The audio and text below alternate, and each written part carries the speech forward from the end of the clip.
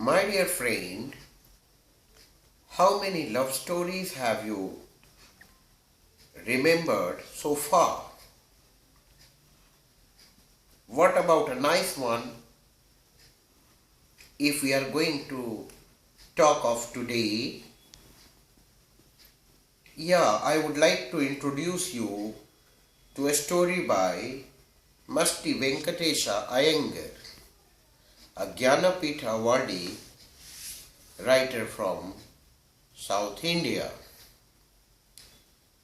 He narrated a very nice love story of romance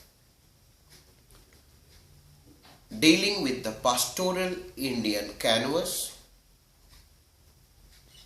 and rural background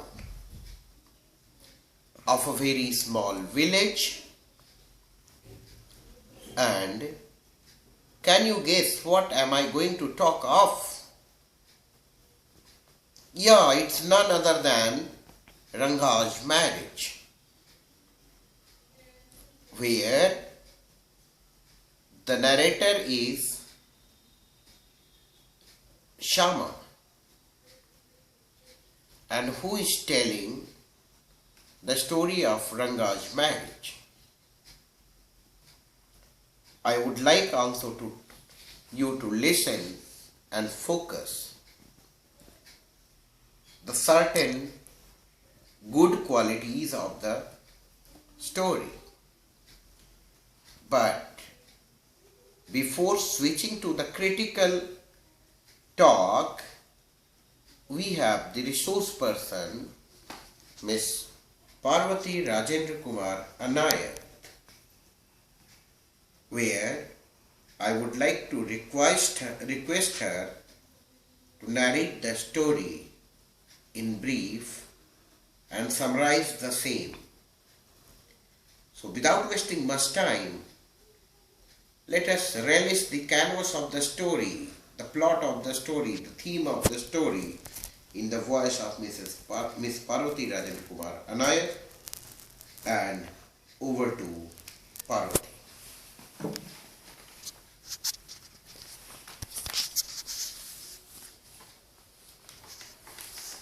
Hello friends, RANGA'S marriage, written by Masti Venkatesha Iyengar. This story portrays about a village accountant's son who goes to Bangalore city for pursuing his higher studies from his village Hosahalli, which is situated in Karnataka. The villagers are anxious and excited to know whether Ranga has changed or not, and what are his views on marriage. When you see this title, you would probably ask, Ranga's marriage? Why not Jagannatha Vijaya or Girija Kalyana? It's not about Jagannatha's victory or Girija's marriage. It's about our own Ranga's marriage. Hosahalli is a beautiful village in Karnataka.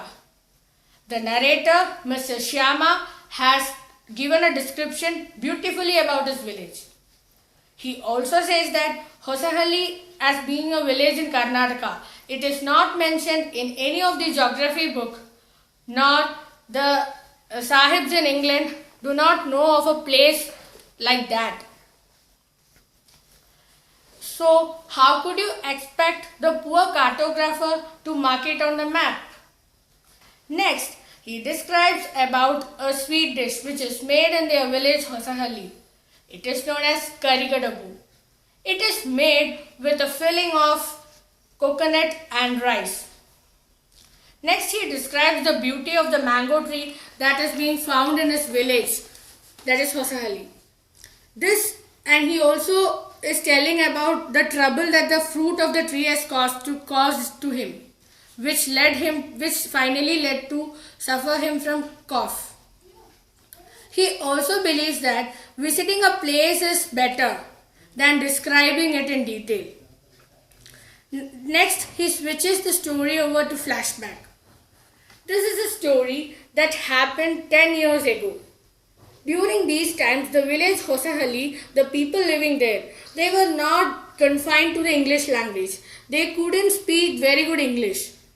Only the village accountant's son, Ranga, only the village accountant had enough courage to send his son Ranga for pursuing his higher studies in Bangalore.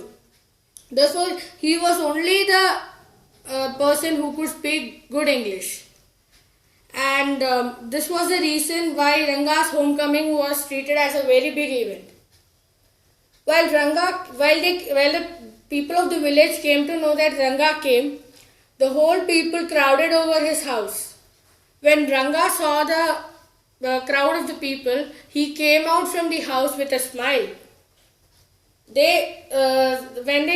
So the author also came to know about this news, and he also went there. But since it was crowded, he waited for some time. When the people came to know that Ranga has not changed and he is the same even after 6 months, so they dispersed to their homes happily. The narrator, Mr. Shyama, after that went to meet Ranga.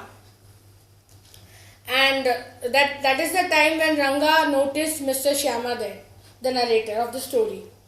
And he got the blessings of the narrator. The narrator also tells us that one of the most interesting or admiring characters that is found in Ranga is that he got the blessings in a very respectful way and not like any other new gen boys. He has not even forgotten his own culture and the way of respecting the elders. On the same day afternoon, Ranga went to the narrator's house with a bag of oranges. So that time itself the narrator understood that he was generally a generous and considerate fellow.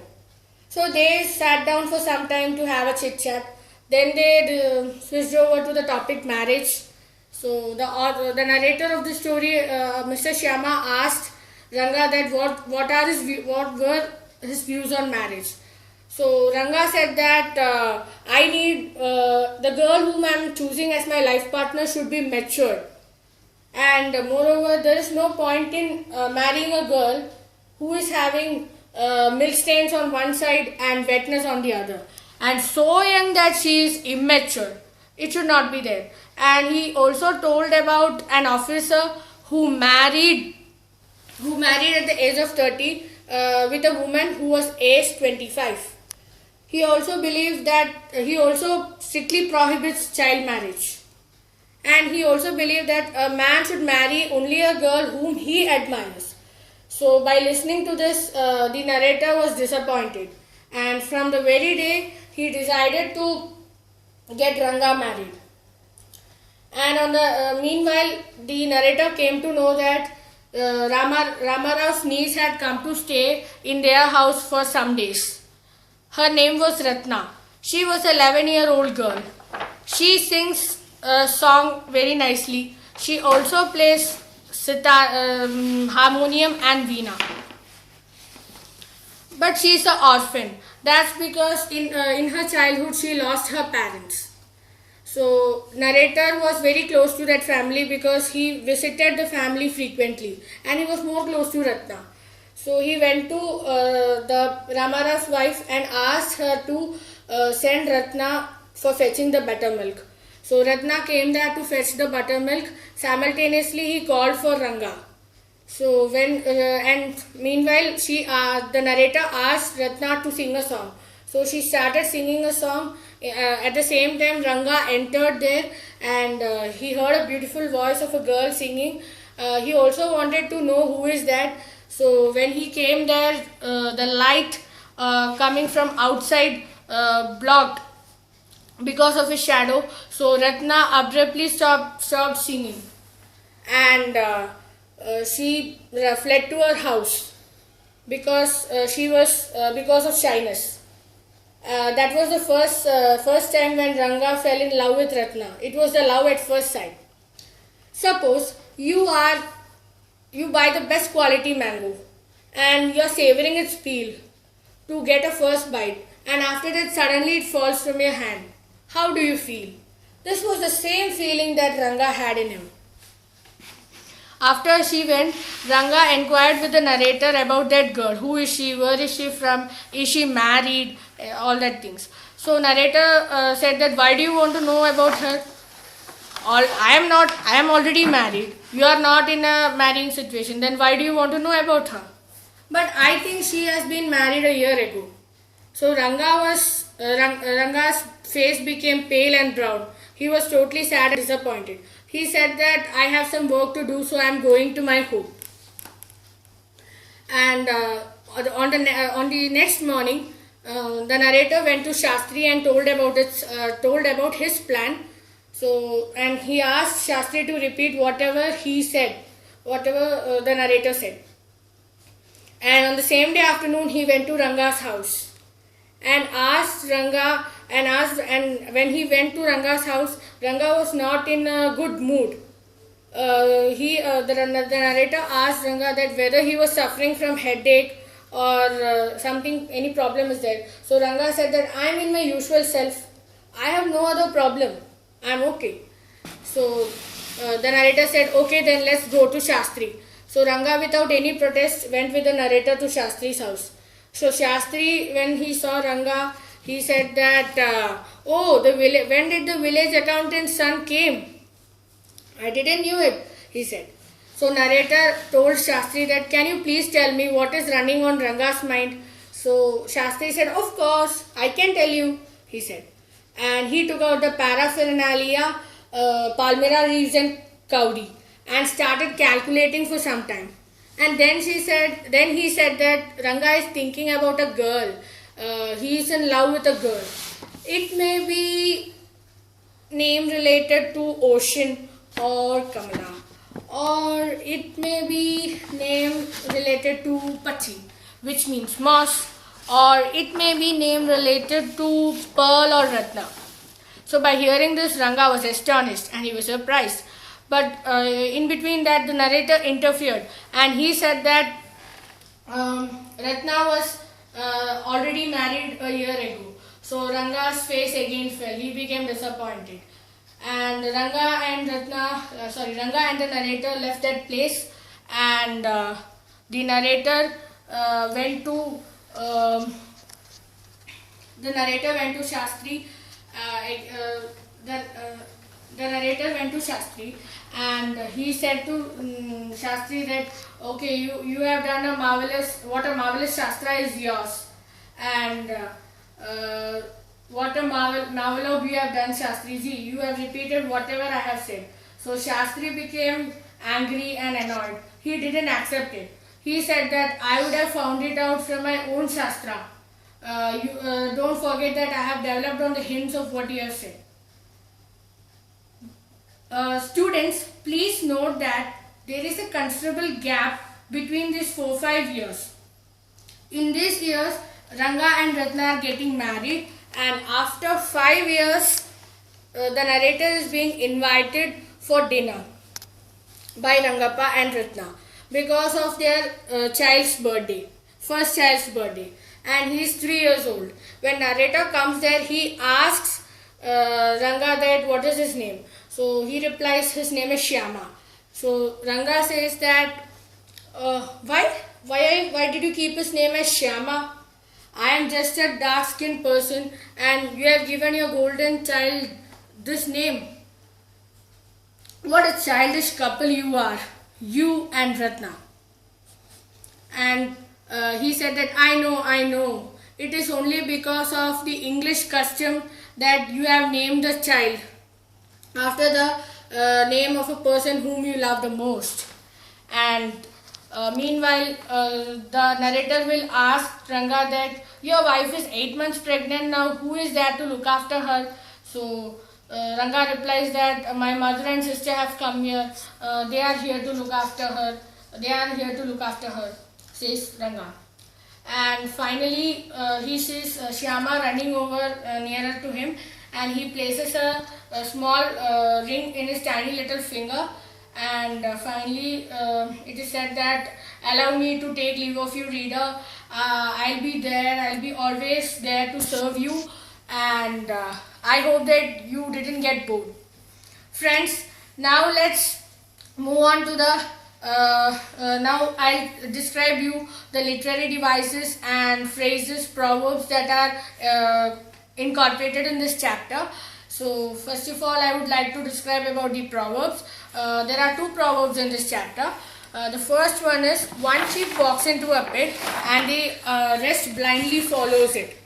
It simply means that here the narrator is trying to describe that Hosahalli is a village in Karnataka. So this village is not being described by any of the people in a geography book. It also talks of blindly following the group of and without using the practical sense of applicability. So once in village people are like that. When Ranga returned to his village after having education from Bangalore, a huge crowd emerged to see the fellow, that what changes are there. They wanted to notice that and to remark that this proverb was used. One sheep walks into a pit and the huge crowd. Similarly, Shama also, the narrator, visited to see him, and he describes the situation of a huge crowd assembling to the house of Ranganatha, as one sheep walks into a pit and the rest will blindly follow it. For interpreting the second proverb, it is again over to Parvati. One a neem fruit, then other a bitter god. This proverb indicates that there is a problem on one side and another problem on other side. But in this context, it specifically tells us that if you marry a girl, it will be a problem. But if you marry a girl who is so young and immature, it would be a big problem as compared to the first one. The phrase here used is a lump of sugar in a child's mouth. So it is used with a sentence. The crowd melted away like a lump of sugar in a child's mouth. It simply tells us that before that the Ranga's homecoming was a great event. Since he went to study in Bangalore, the villagers were anxious that whether he had forgotten his culture and his cultural beliefs, or has he changed, and what are his views on marriage. So when they came to know that Ranga was the same even after 6 months, they became happy and they dispersed to their own home. That is the meaning of this phrase. And next I would like to explain you the simile. That is his face shriveled like a roasted brinjal. Here it means that his face turned brown and pale. He was disappointed and sad. That's because he came to know from the narrator that Ratna has been married a year ago because Ranga was in love with Ratna. Now friends, let's see what are the possible questions that you could make from this chapter. The first question I would like to tell you is, what were Ranga's views on marriage? Ranga believed that he should marry a girl whom he admires, and she should be enough matured and not so young. He also believed that there is no point in marrying a girl who is having a milk stains on one side and wetness on the other. He also believed that he should marry a girl where the girl understands Ranga. And here I would like also to add that Ranganatha says that he knows some officer who married a lady of 25 years of age, and the officer was of 30 years. This indicates the maturity of thought entered into the mind of Ranganathan. He also tells that had Sakuntala been so young, Dushyant might not have been fallen in love with her. So, knowing this thought also made the narrator to decide and inspired him to decide that it is he who only going to get Ranganatha married. Over to Parvati again. The next question I would like to discuss here is that why did the narrator include Shastri in his plan, and why did Shastri got annoyed?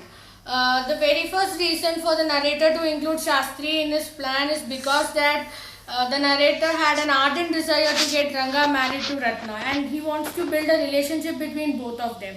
And the second reason is because that the narrator wanted Ranga to reveal from his own mouth that he loves Ratna. This is the two main reasons why the narrator included Shastri in his plan. And Shastri got annoyed because of the sarcasm that the narrator used in his tone when he was speaking to Shastri. He said, the narrator said that what a marvelous Shastra is yours. You repeated as what I said. So the Shastri got angry and he said that I could have done it with my own Shastra. I have developed on the hints on what you have said. Next, I would like to discuss the character sketch of the narrator in this chapter. The narrator of this chapter is Mr. Shyama. He is a person who believes that he is a person who believes or gives more importance to his own culture and traditions. And he believes that when languages are spoken, it should not be mismatched. If one language is spoken, it should be purely spoken in its pure form. It should be original. It should be lucid, simple and clear. That is what he believes. And he is a person responsible for he is a person who is responsible for who was responsible for uniting Ranga and Ratna. He is a person who changed a bachelor's life into a lover. Next question I would like to discuss here is that why was Ranga's homecoming a big event? Ranga's homecoming was a big event because he was the only person who knew English in that village, and he was the only person who went to Bangalore city for his study and then came back to his village. And moreover, during those days the people in the village were poor in English. They do not know how to speak even a word in English. And it was also a matter of curiosity in those days that when a person is going to city and returning back, it was a matter of huge excitement for other villagers who were leading a simple life and village life, that whether the person is got absolutely changed or not. In order to notice that, a lot many people and the huge crowd assembled. It was a matter of surprise for them to identify that whether the person is still the same in his look and appearance, in his thought and behavior and in his approach, and so on and so forth. So, for instance, one day when Ranga went out, he bought some firewood from a lady, and he said that he'll give the change tomorrow. The lady didn't understand anything, so she went away muttering. So these instances proves us that the village people do not understand English, whereas Ranga knew English, and the villagers were anxious to know that if any change had come or not in him. Thank you all. Even beyond that, the story comes to the point that it points out first the love story of the person who has fallen in love with a village girl. The man who talked about his own opinion so frankly and so obviously, so openly. There are certain changes that was minutely indicated by Shyama, the narrator. And let us see the village simplicity, purity, and of that pastoral life. The pond was described so nicely. Even the imagery used by the author, he himself, the narrator, he is telling that whenever the talks of his village comes, he started rambling over it, the description of that. And at the same time, he is telling that why he is doing so, only you can believe after visiting to Hoshahali. He is also telling that if you want to know more, he will be able to provide the address. The reason behind this sweet romantic love story and this romance, the background of the village was properly adopted, and the rural emotional touches, purity of the emotion is adding value, adding the romantic sense to this story. Even beyond that, let us look at the certain good points of the story, art of storytelling and narrativizing. As the compact fabric, the whole canvas is painted with the color of love and romance. In the background, the author is talking about the classical love story of Dushyanta and Shakuntala. Somewhere Ranganathan is of the opinion that one should marry a mature girl, and one should not marry a girl who is having milk stain on one's face one side and wet face on the other. And he says that had the Shakuntala been so young in years, Dushyant might not have been fallen in love with her. So this, and one very important art that Masti Iyengar used as a time as also as a device. He used time as a good device. How was he successful?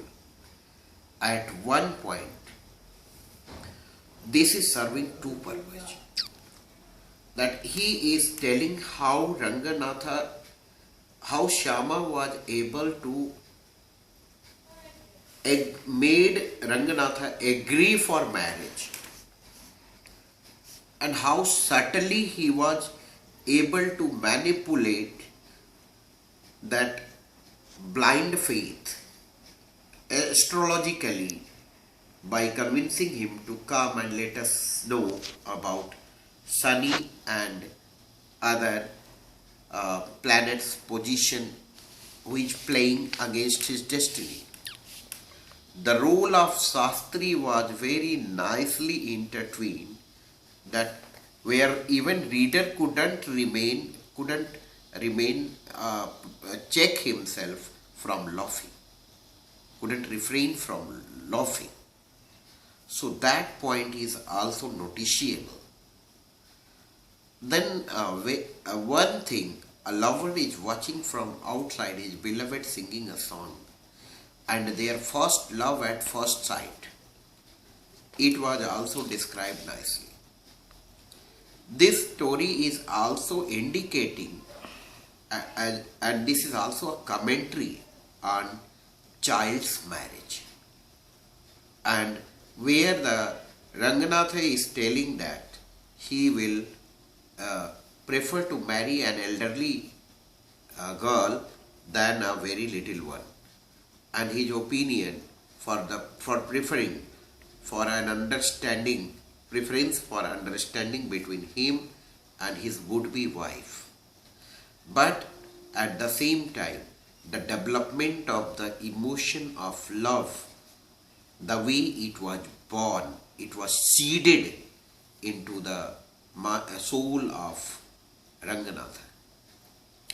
One very nice thing was also described there, that the writer is telling whole background, but considering the purity of the village life, the romance was not described. Their dates and all the other parts, but rather he is giving all the pretext that how he was able to convince all the party through Shastri. He was able to convince, and how he was able to identify the seedings of love in the soul of Ranganatha. Story furthers also gradually, and he was able to answer all that, and he was able to sort out the problem.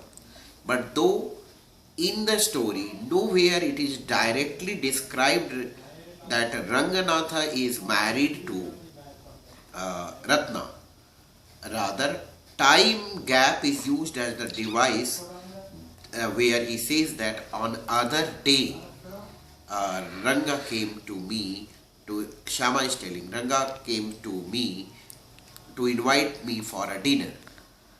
And see, this very statement, on other day, is matter to be noticed, because this other day is indicating the gap of 5 years, approx 3 to 5 years.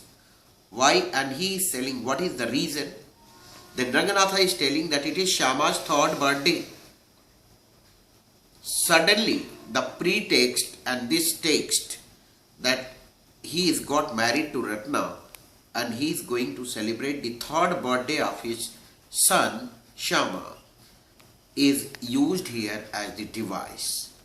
And there is a micro suggestion, very minute micro suggestion to the reader that Ranganatha is married now to the Ratna.